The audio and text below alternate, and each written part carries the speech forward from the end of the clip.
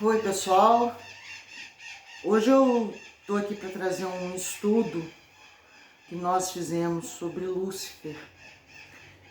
Algumas pessoas já vieram até nós pedindo mais esclarecimento com relação a Lúcifer, com relação a ele ser um anjo caído, uma divindade, um daimon.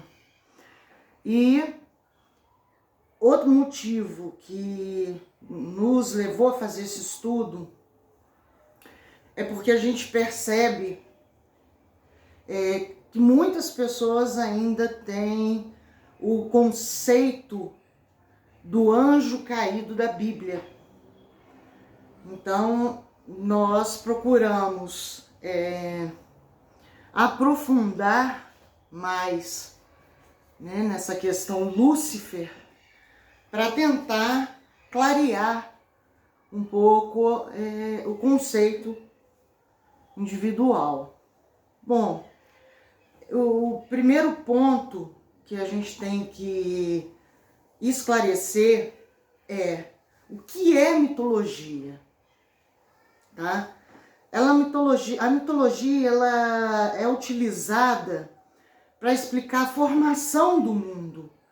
Ela era utilizada pelos antigos povos para poder esclarecer os fenômenos da natureza, os sentimentos, as sensações físicas, tudo que era relacionado aos humanos e a evolução do conhecimento de uma maneira pagã. Daí surge a mitologia. É importante a gente ter certas definições em mente para poder compreender para frente determinados assuntos, Vamos abrir um adendo. As mitologias, elas também se referiam aos reinados dos antigos povos, Se referiam àqueles que estavam no poder. Era uma forma alegórica de contar a história dos povos, Bom, nós estamos definindo a mitologia porque com muitos nomes, com muitos mitos em torno de Vênus, a gente vai perceber que Vênus, o planeta Vênus, ele está presente em diversas culturas. E a gente sabe que Vênus é Lúcifer, Então vamos lá, se a gente buscar compreender a etimologia da palavra Lúcifer, nós vamos encontrar uma expressão que é fundamental nesse estudo. Nós vamos encontrar uma expressão original do hebraico que é Hillel Ben Shakar. Essa expressão, ela significa exatamente o portador da luz, em hebraico, certo? E ela foi traduzida para o latim na Vulgata Latina como Lúcifer. Abre aspas, a Vulgata Latina, ela surge no século III, depois da Era Comum, tá? E essa expressão Hillel Ben Shakar, ela é bem anterior à tradução da Vulgata Latina. A primeira vez que o nome Lúcifer ele aparece na Vulgata Latina, E a Vulgata Latina ela é o quê? Uma tradução dos livros sagrados. É a Bíblia sagrada que existe até hoje, que é utilizada pelos católicos, Os textos bíblicos, eles eram escritos em grego e em hebraico. Porém, que muitos não sabiam ler em grego ou em hebraico. Então, foi necessário fazer essa tradução para o latim. E aí começa toda a bagunça da Bíblia. né? Começam a acontecer muitos equívocos de tradução, muitos erros de tradução, erros esses que permanecem até hoje, né? A expressão hebraica, ele é o Ben Shakar, ela foi traduzida, né, por Fósforos na mitologia grega. E Fósforos é a personificação de Vênus. E se a gente for buscar na Bíblia, nós vamos encontrar uma passagem de Isaías o seguinte, eu vou ler aqui, né, na colinha, essa passagem bíblica, onde Isaías escreve, o profeta Isaías escreve o seguinte: como caíste desde o céu, ó Lúcifer, filho da alva, como foste cortado por terra, tu que debilitavas as nações, e tu dizias no teu coração, eu subirei ao céu, acima das estrelas de Deus. Exaltarei o meu trono, e no monte da congregação me assentarei ao lado do norte. Essa passagem onde Isaías, ele profetiza calmando o seu povo que se encontrava prisioneiro do rei da Babilônia. Então, quando ele fala isso, na verdade, ele está satirizando Nabucodonosor, que era o rei da Babilônia, né? É uma sátira, né? Em cima de um contexto histórico. Esse texto ele não tem nenhuma relação sagrada ou espiritual. Ele é direcionado a humilhar e desmoralizar o rei da Babilônia, né? Ele foi transformado, como eu disse anteriormente, no século III, depois da Era Comum, numa referência ao anjo caído. Essa transformação ocorreu pelo teólogo Orígenes. Ele é que transformou o texto de Isaías numa associação a um anjo caído, que posteriormente se torna o diabo, né? O tentador. Nós vamos perceber no nosso estudo dois conceitos que a gente tem que levar em consideração, né, com relação à palavra Lúcifer. O primeiro conceito, ele trata da referência que existe em todas as mitologias, né? Que existe na cultura desde os primórdios da humanidade,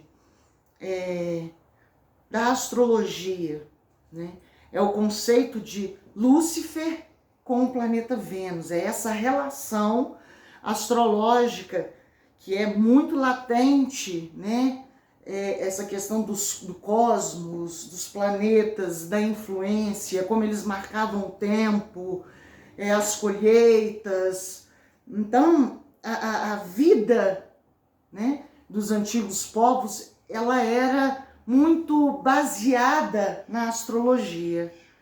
E Vênus tem um papel muito importante dentro das mitologias. A gente percebe no paganismo, né, a aparição, né, de Vênus em vários deuses, né, de diversas culturas. E como eu falei, a questão astrológica que é latente nos antigos povos, né? O que nós vamos ter? Nós vamos ter Vênus ao nascer do sol, Vênus ao pôr do sol, né? O segundo conceito que nós temos com relação a Lúcifer é que trata-se de um substantivo, Esse substantivo ele é utilizado para nomear mitos, nomear deuses, deuses com as mesmas características. Por exemplo, existem algumas curiosidades acerca do planeta Vênus que são associadas às mitologias. Vamos lá. As duas fases, né, do planeta Vênus. A fase do nascer do Sol, né, a estrela da manhã, e a fase ao pôr do Sol, que é a estrela vespertina. Então, respectivamente, é personificado da seguinte forma. Na mitologia grega, você tem a estrela da manhã, Fósforos, e a estrela vespertina, Hésperos. Na Índia, encontramos a estrela da manhã, o deus Sukra. No Egito, Tiamatri, a estrela da manhã, Owaiti, a estrela vespertina. No folclore lituano, nós temos Ausrini e Akarine. Então você percebe como que é presente a influência, né, da estrela da manhã, da estrela vespertina, a influência de Vênus, né, na cultura dos antigos povos como representação divina, né? Então Vênus ele é um planeta que ele está relacionado ao amor, à beleza, à harmonia. Ele está relacionado às mais elevadas aspirações humanas. Os seus ciclos simbolizam processos e atitudes emocionais como as nossas faculdades. Os ciclos de Vênus é o movimento de Vênus entre o Sol e a Terra, Vênus entre o Sol e a Terra, o Sol entre a Vênus e a Terra. É esse movimento do planeta Vênus, a sua rotação, né, que caracteriza esses processos, essas atitudes emocionais, tá? E tem um fato interessante, que é bom a gente levantar aqui a título de curiosidade e conhecimento, que quando você está estudando a astrologia, né, e vai conhecer os ciclos de Vênus, ao traçar esse ciclo, você traça exatamente um pentagrama. É o desenho que se forma nos mapas, né, astrológicos do estudo dos ciclos de Vênus. Eu vou levantar aqui uma outra curiosidade com relação a Vênus nas mitologias, que é com relação à polaridade, né? A polaridade é algo que a gente sempre fala bastante, inclusive dentro das leis herméticas, vocês encontram a definição clara do que vem a ser a polaridade, do que vem a ser o gênero, né? Dentro das leis herméticas tem a explicação. Dentro de muitas mitologias, né, nós vamos encontrar um aspecto feminino de Vênus. Então nós vamos ter, por exemplo, na Babilônia nós temos Ishtar. Nos fenícios nós temos Astarte. E nos sumérios nós temos Inanna, que além dela representar Vênus, Inanna também é representada por Marte, tá? Bom, meus queridos, a estrela da manhã, ela também é representada por Ázizo. Ázizo é um deus árabe da antiga mitologia levantina. O que é a mitologia levantina? é que fundamenta a religião semítica que era praticada pelos cananeus na antiguidade, né? Essas são informações que são interessantes a gente adquirir a título de conhecimento, até mesmo para poder abrir o nosso conhecimento, né? Abrir a nossa mente com relação à ideia de Lúcifer, né? Porque o que acontece? Há muitos séculos, né? Até milênios atrás, por equívoco, Lúcifer acabou se transformando na personificação do mal, né?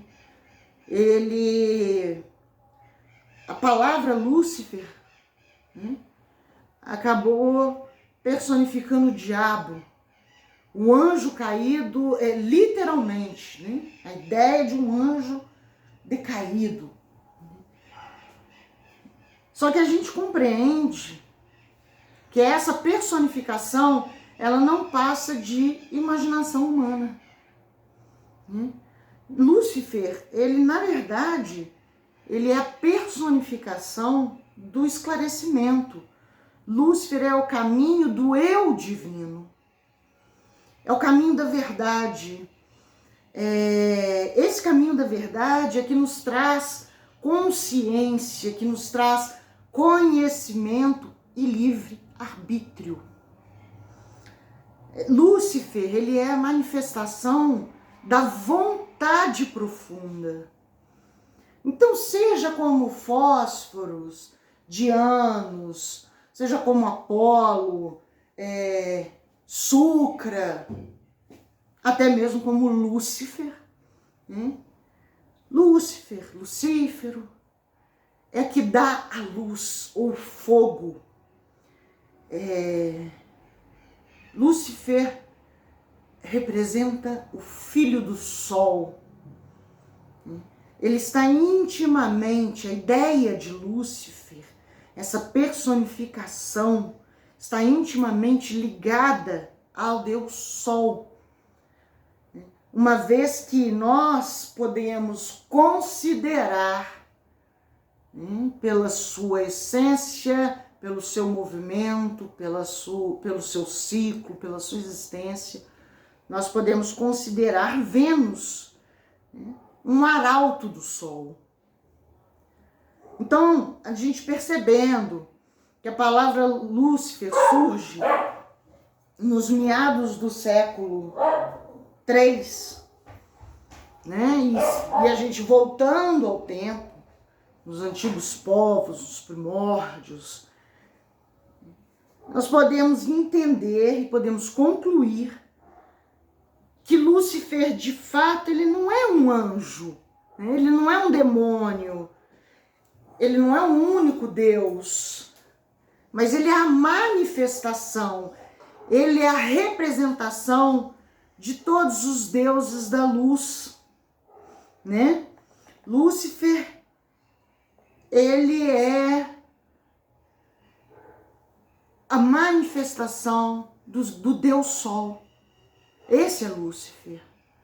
Então, meus amigos, o que nós queremos mostrar para vocês é que por mais que haja a necessidade de humanizar e transformar Lúcifer num ser palpável, visível, né?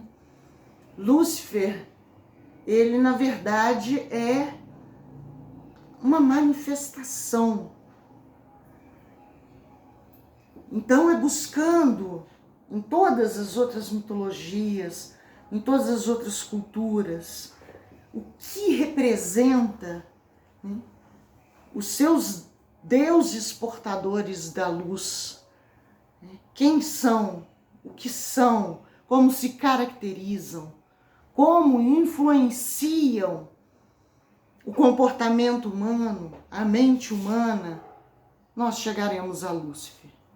Lúcifer não é um. Lúcifer, ele é todos os que portam a luz. Muito obrigada. Eu quero aproveitar aqui a oportunidade para agradecer dois grandes amigos que nos apoiam muito, que têm muito carinho, muito respeito pelo trabalho de Satanismo Causa Ordem.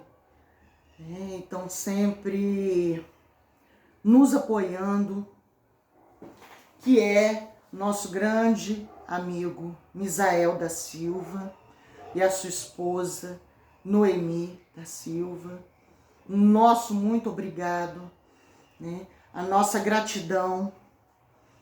Desejamos a vocês muito sucesso, muita luz, muita sabedoria. Eu agradeço a todos vocês e até o próximo vídeo. Obrigada.